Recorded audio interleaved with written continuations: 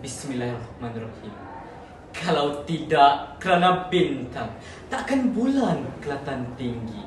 Kalau tidak kerana pidato, takkan saya berada di sini. Datang bahtera dari Medan, singgah sebentar di dalam gerai. Salam keluarga Malaysia saya hulurkan kepada sidang pendengar pembuka tirai. Assalamualaikum warahmatullahi wabarakatuh dan salam sejahtera.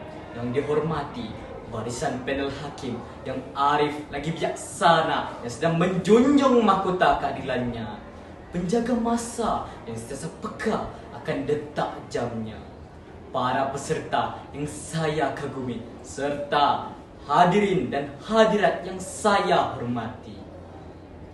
Cantik putri berhias suasa duduk bersimpuh di atas para. Hidup berjiran dituntut sentiasa, kehidupan harmoni, negara sejahtera.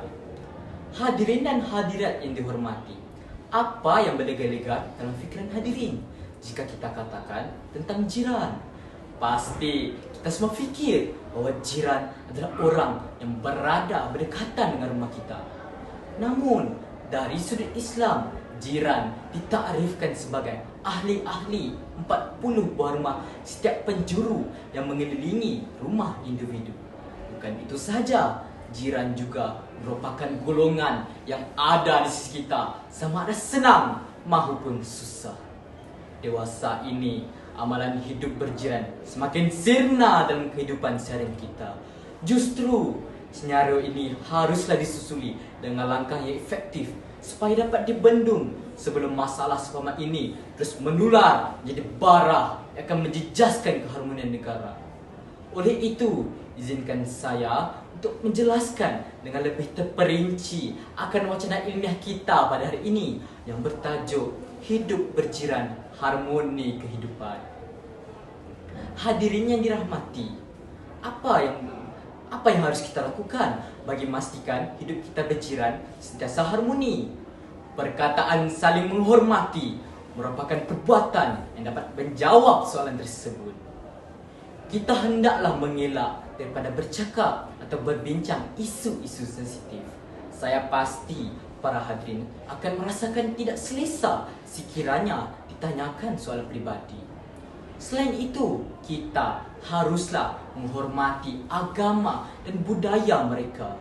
Saya juga pasti para hadirin sekalian akan berasa marah dan tidak akan mendiamkan diri sekiranya ada yang mengutuk, mencaci dan menghina agama dan budaya kita. Tidak keterlaluan saya katakan, insan seperti inilah An-Nasir yang akan menodai keharmonian kehidupan kita berjiran. Hadirin yang dihormati, sudah tentu kita semua mempunyai jiran, melainkan jikalau kita hidup sendirian di dalam hutan. Hidup berjiran merupakan sesuatu yang tidak dapat kita elakkan. Cuma ada yang manis, ada yang pahit. Ibarat tinggi rasi kita jika mendapat jiran yang baik, namun akan ada yang makan hati jika mendapat jiran yang tiada sifat bertolak ansur atau bertimbang rasa. Secara tidak kita sedar, kita juga adalah seorang jiran. Dan sudah pasti kita juga tidak mahu perkara seperti itu berlaku kepada kita. Maka haruslah kita menjaga adab serta mengamalkan sikap bertolak ansur dan bertimbang rasa terhadap jiran kita. Kerana besi baik tiada berkarat, budi baik tidak dilupakan. Hadirin yang dikasihi, rakyat di Malaysia, terutamanya golongan belia, sudah alpa akan pentingnya semangat kejiranan. Dengan memupuk semangat kejirananlah kita sebagai rakyat Malaysia dapat bersatu padu menyelesaikan masalah bersama. Tapi mereka mengambil kesempatan di atas keadaan dunia yang sudah moden dan berteknologi ini. Mentang-mentang sudah punya telefon pintar, mereka leka bermain sehingga tidak ada masa walau hanya untuk bertegur sapa dengan jiran.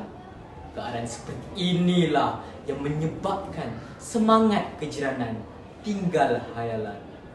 Oleh itu, para ibu bapa disarankan mengurut langkah sederap bagi bersama-sama memupuk semangat kejiranan dalam diri anak-anak mereka dari dini lagi. Hal ini persis seperti bahasa, meluntur buluh biarlah derebunya.